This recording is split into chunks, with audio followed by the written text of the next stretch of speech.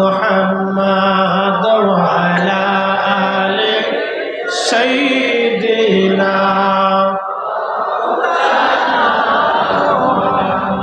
হে রাসূল তোমায় ভালোবাসি,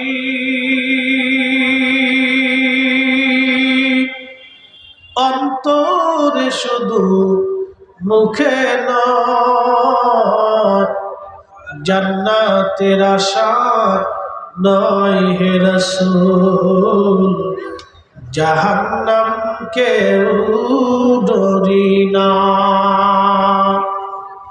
হে রাসূল তোমায় ভালোবাসি,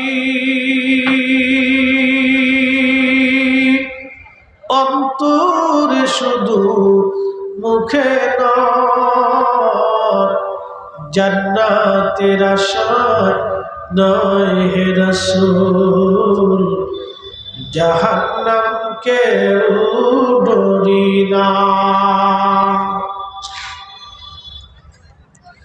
তোমায় পাওয়ার আশায় মন ছুটে যায় মদিনায়, তোমায় পাওয়ার আশায় মন ছুটে যায় মদিনায়, এ আশিক দিদার দাও না, আর দূরে থাকিও না। হে রাসূল তোমায় ভালোবাসি, অন্তরে শুধু মুখে নয়, জান্নাতের আশা নয় হে রাসূল, জাহান্নামকে ডরি না।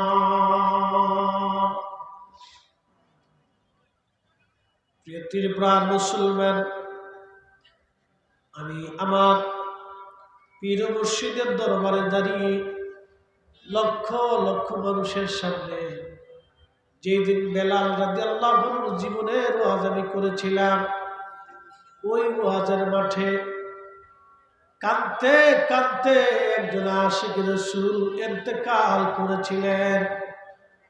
ওই রাতে তার জানাজা নামাজ হয়েছিল এশার নামাজের পরে।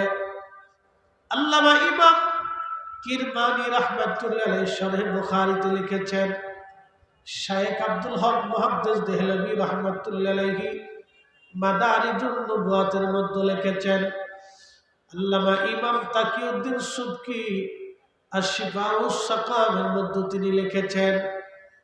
অনেকগুলি কিতাবের সারমর্ম থেকে আমি বেলালের আলোচনাটা তুলে ধরেছিলাম, যার কারণে এই আলোচনাটা একটু নীতি দীর্ঘ লম্বা হয়েছিল।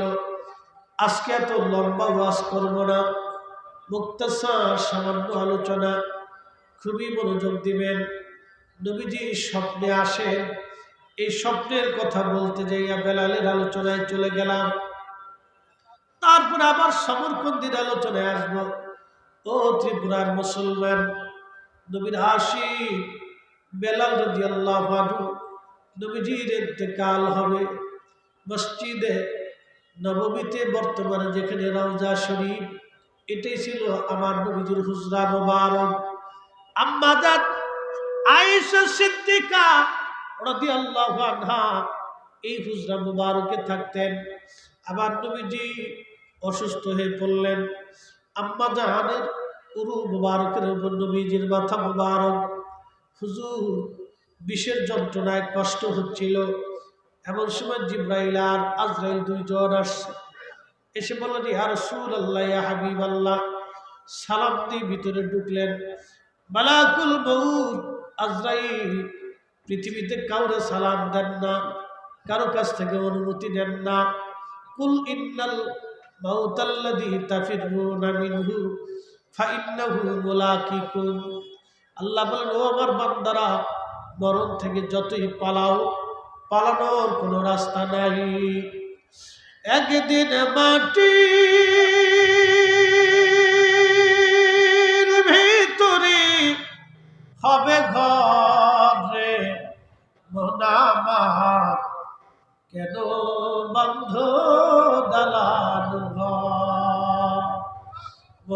আমার, কেন বন্ধ দালান ঘর।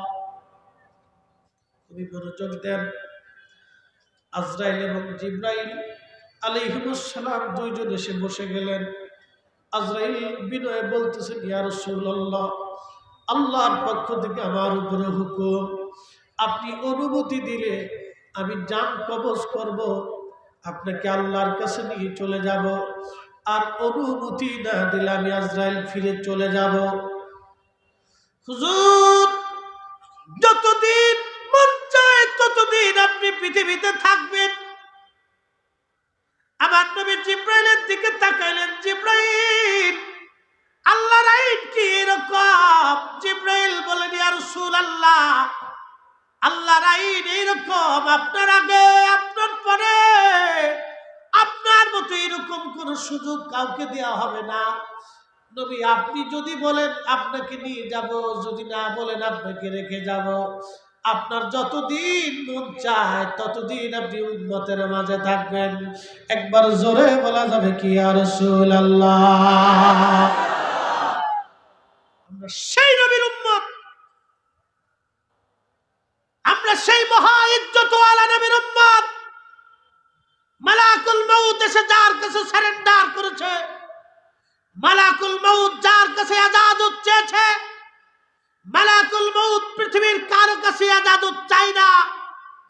পৃথিবীর কোন সৃষ্টির কাছে তার কোনো কৈফিয়ত নাই। না রাষ্ট্রপতি, না প্রধানমন্ত্রী, না প্রধান সেনাপতি, না বিরাট বড় বিজ্ঞানী, না পারমাণবিক বিজ্ঞানী, না ডক্টর, না ডাক্তার, না দার্শনিক, পৃথিবীর কারো কাছে মালাকুল মউতের কোনো কৈফিয়ত নাই। একজনের কাছে কৈফিয়ত চেয়েছেন, তিনি রাহমাতুল লিল আলামিন। একসাথে জোরে বলা যাবে আল্লাহু আকবার। আমরা সেই নবীর উম্মত। কথা বলেন ঠিক না ঠিক?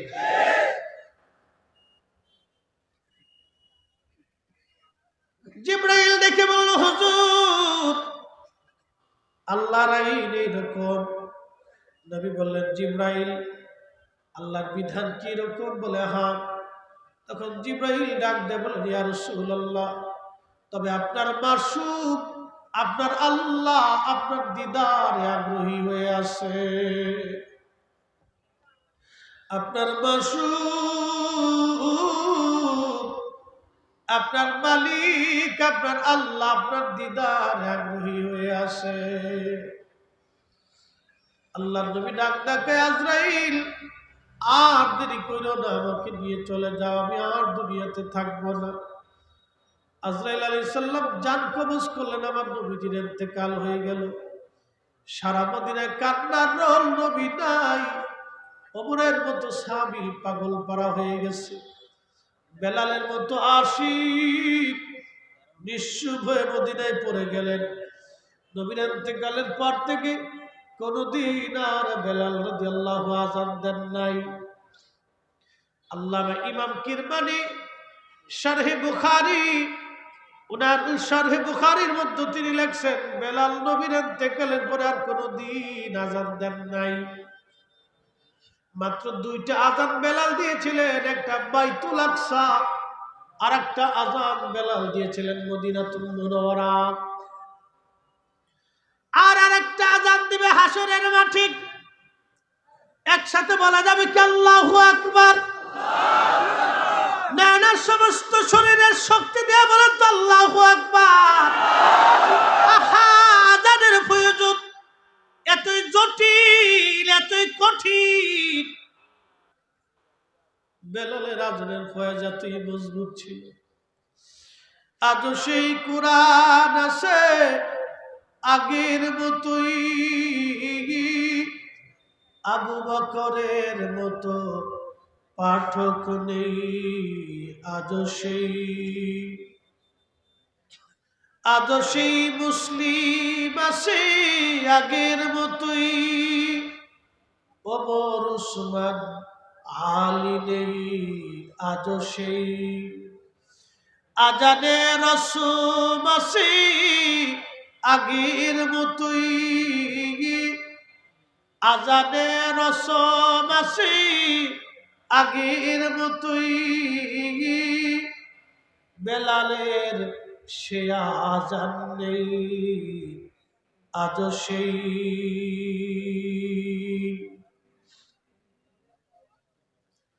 আজান দেয়া বন্ধ করে দিলেন। কলেজায় রসুল প্রেম এত বিরাট। ও আমার যুবক ভাইরা ভালো করে শুনে যান, সন্তান যদি মারা যায় পৃথিবীতে কেউ না কাঁদলেও মা কাঁদে। ছেলের জামা ধরে মা কাঁদে, ছেলের বিছানায় বসে মা কাঁদে। মা দূর থেকে কবরের পাশে অদূরে বসে বসে মা কাঁদতে থাকে। সকালে কাঁদে, সন্ধ্যায় কাঁদে, রাত্রিবেলাও মা সন্তানের জামা ধরে ধরে কাঁদে। তার মানে মা সন্তানের স্মৃতি ভুলতে পারে না। বেলাল নবীর স্মৃতিগুলি ভুলতে পারতেন না। পাগল পারা হয়ে গেলেন, বিরহ বেদনা সহ্য করতে না পারে নবীর আশিক আবু বকরকে ডাকতে বলেন, আবু বকর আমার বিদায় দেন, আমি মদিনার থেকে চলে যাব। আর মদিনারই নবীজির দৃশ্যগুলি আমার আর বরদাস্ত করতে পারতেছি না, আমার কলিজা ফেটে আসে। নবীর বিরহ বেদনা সহ্য করতে পারি না, নবীজির স্মৃতিগুলি দেখলে আমার আর বরদাস্ত হয় না। নবীর রওজা শরীফ দেখলে আমি বেলালের কলিজা ফেটে আসে গো। বিদায় দাও, আমি মদিনা ছেড়ে চলে যাব। চলে গেল সুদূর সিরিয়ার দামেস্ক। ইমাম কিরমানি শরহে বুখারীতে লেখে, সুদূর সিরিয়ার দামেস্কে চলে যাওয়ার পরে বহুদিন পর আমার নবীজি বেলালের স্বপ্ন দেখাইতেছে। বেলাল রে, কেমন জুলুম তুমি আমার সঙ্গে শুরু করছো গো বেলাল। কতদিন হলো তুমি আমার জিয়ারতে আসো না বেলাল। আমি নবীর জিয়ারতে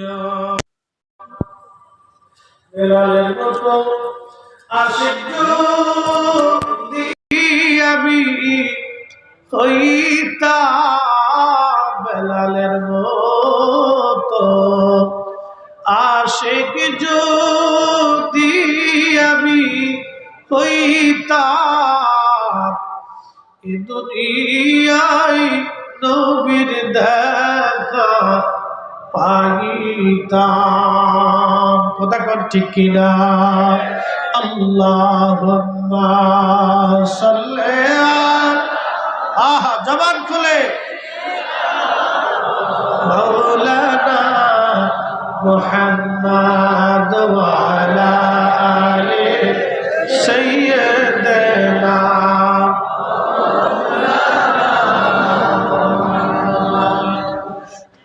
আল্লাহর নবী স্বপ্ন দেখায় বেলাল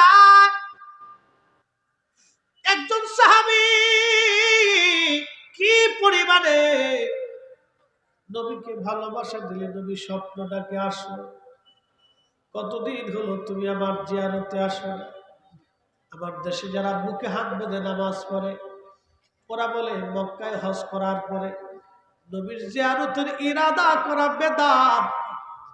নবীর জিয়ারত যদি বেদাত হইতো রে, নবীর দুশমন বেলালকে নবীর জিয়ারতের জন্য ডাকতেন না। কি কথা বল ঠিক কিনা? বেলালকে কোনদিন নবীর জিয়ারতের জন্য ডাকতেন না। বেলাল নবীর পাগল ঘুম ভেঙে গেল। শুধু সিরিয়ার থেকে মদিনা বহু দূর, বহু দূরের রাস্তা, বহু পথ অতিক্রম করে বেলাল মদিনাতে আসছে। তাহাজ্জুদের সময় চলে। রওজা শরীফ তখন কাঠের জালি দিয়ে ঘিরে রাখা। রওজা মুবারকের পাশে বসে বসে বেলাল কান্দে আর দেখে বলল, হুজুর গোলাম হাজির হয়ে গেছে, আপনি আসতে বলেছিলেন, আমি আসছি।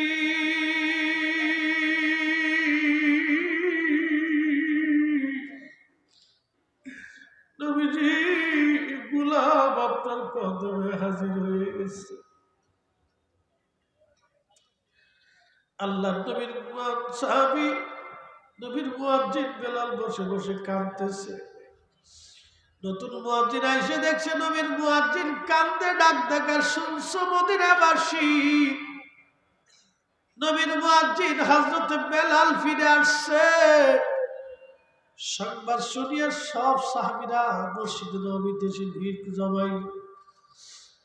সাহাবীরা ডাক ডাকা বেলাল রে আযান দাও। হযরত বেলাল আযান দেয় না, কারণ নবীর ইন্তেকালের পরে আর কোনদিন সে আযান দেন নাই। সাহাবীরা কেঁদে কেঁদে ডুকরায় ডুকরায় কাঁদে আর বলে নবীর মুয়াজ্জিন কতদিন হলো তুমি আযান দাও না, নবীর জমানার সে আযান শুনতে আমাদের কলিজা চৌচির হয়, একটা বার তুমি আপনার আযান শোনা। নবীর মুয়াজ্জিন রওজা শরীফ থেকে উঠে না, শুধু কাঁদে আর বলে সাহাবীরা রে কারে আযান শোনাবো, কে আমার আযানে নামাজ আসবে বলবো। সাহাবীরা ইমাম হাসান হুসেনকে ডেকে নিয়ে আসছে। ইমাম হাসান হুসেন দেখতে নবীজির মতো দেখা যায়, তো আওলাদে রাসূল চেহারা নবীজির মতো পেয়েছিলেন দুই ভাই। ইমাম হাসান আর হুসেন যখন আসছে, নবীজির আশিক বেলাল রওজা শরীফ থেকে উঠে ইমাম হাসানের বুকের মধ্যে মাথাটাকে কাঁদে, ইমাম হুসাইনের বুকের মধ্যে মাথাটাকে কাঁদে। ইমাম হাসান ডাক দিয়ে বলল নানার মুয়াজ্জিন, যে লাহান দিয়ে তুমি নানারে আযান শুনাইতা, আজকে বিনারে যাইয়া আপনারও সেই আযান শুনাইয়া যাও। হযরত বেলাল দৌড়ে গেছে। ইমাম হাসান আর হুসাইন আযান শুনতে চান, আমার রাসূলের দৌহিত্র, আমার নবীর নাতি আযান শুনতে চায়, আর স্থির থাকতে পারেন নাই। দৌড়ে এসে মহিলার সাদ, বনু নাজ্জার গোত্রের মহিলার সাদের উপরে দাঁড়াইয়া বেলাল আযান দিতেন, সাদের উপরে দাঁড়ায় গেলেন। দাঁড়ায় যখন ডাক দিছে আল্লাহু আকবার আল্লাহু আকবার আল্লাহু আকবার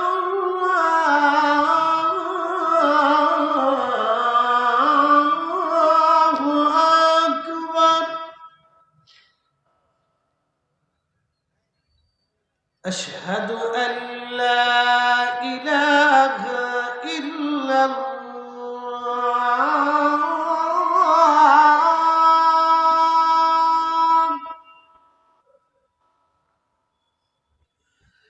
আশহাদু আল্লা ইলাহা ইল্লাল্লাহ।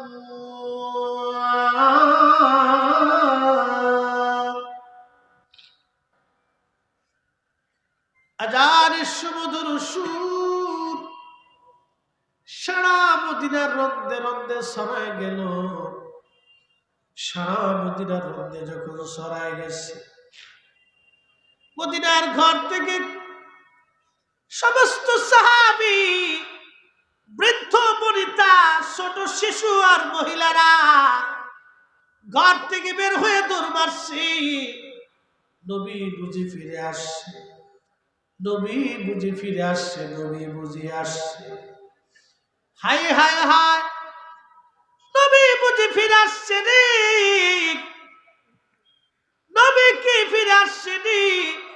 সব মদিনার সাহাবীরা গুন গুন গুন গুন করে কাঁদতে লাগলো, নবী কি আসছেনি, নবী আসছেনি। সারা মদিনায় কান্নার রোল পড়ে গেছে, নবী আসছে কি।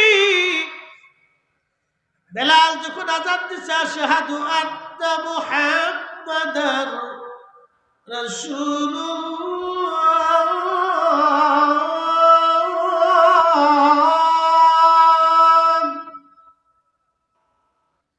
ঠিক পৃথিবীতে কারো আযানে কোনদিন পৃথিবী কাঁপে নাই,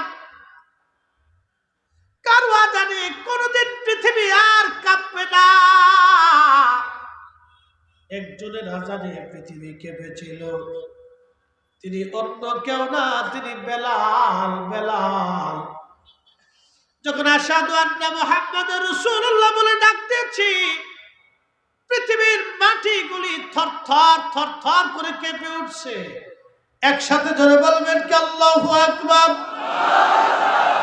চিৎকার মেরে বলবেন কি ইয়া রাসূলুল্লাহ। পৃথিবীর মাটি থরথর থরথর করে কেঁপে উঠছে। আজানের ফয়েজ এতই মজবুত, এতই কঠিন, পৃথিবীর মাটি থরথর থরথর করে কেঁপে উঠছে। আহা, কঠিন আজান। বেলাল অজ্ঞান হয়ে পড়ে গেলেন। হুশ ফিরে আসছে। রওজা শরীফে বসে বসে কান্দার, বলে নবী গো, আজান দিয়েছিলাম, আপনি আসেন নাই। আপনি আসতে বলেছিলেন গোলাম হাজির, আর কোনদিন আমি আজান দেব না। চলে গেলেন, কোনদিন আর আজান দেন নাই। আর একটা আজান বাইতুল আকসায় বেলাল দিয়েছিল। বাইতুল আকসা যেই দিন দখল হয়, হযরত ওমরের আমলে ওমর আর আবু দারদা সাহাবা আসবেন, বহু অনুরোধ করলো, বেলাল একটা আজান তুমি বাইতুল আকসায় দাও। বেলাল একদিন দাঁড়াইয়া বাইতুল আকসায় যখন আজান দিয়েছিলেন, ওই দিন হাজার হাজার খ্রিস্টানরা চোখের পানি ফেলে কেঁদেছিল। মুসলমানরা গড়ায় গড়ায় চিৎকার মারছিল, আল্লাহু আকবার। যাদের অন্তরে ইশকে রাসূল, আমার আবু দারদার মতো মহান সাহাবীরা গড়িয়ে গড়িয়ে চিৎকার করে কেঁদেছিল। এতই ফয়জুদ। আর আরেকটা আজান বেলাল জান্নাতে আসছে, আল্লাহর সামনে দাঁড়ায় দিবে। ওই আজান শুনিয়া পুরা হাসরবাসী মুগ্ধ হইয়া বেলালের দিকে তাকায় থাকবে। একবার জোরে বলা যাবে আল্লাহু আকবার। এরা মুসলমান, এরা মুসলমান, এরা মুসলমান। যাদের আজানে পৃথিবীর মাটি কেঁপেছিল তারা মুসলমান। আর আমার নবীর সাহাবী বেলাল।